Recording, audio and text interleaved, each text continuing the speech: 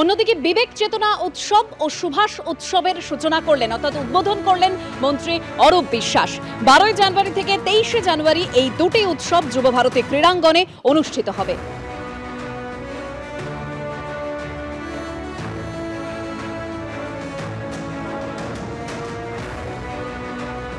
স্বামীজির 163তম জন্মদিবসে উল্টোডাঙ্গার সুরির বাগানে বিবেক উৎসবে সামিল তৃণমূল কাউন্সিলর ও 3 নম্বর বোর্ড চেয়ারম্যান অনিন্দ কিশোর রাউত।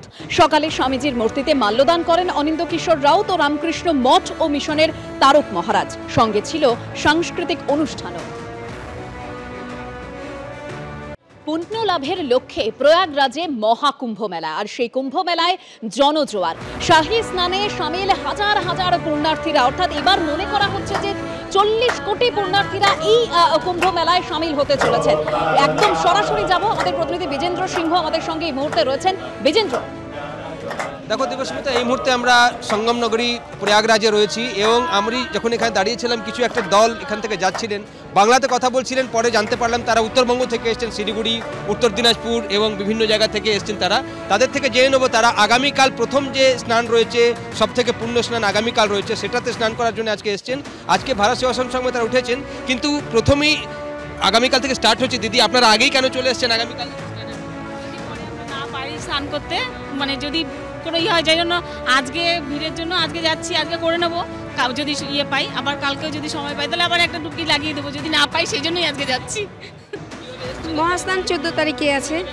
আমরা ট্রেনে করে এসেছি এখানটায়, আর তারপরে হচ্ছে আমরা ভারত সেবাশ্রমে অযোধ্যায় উঠেছিলাম।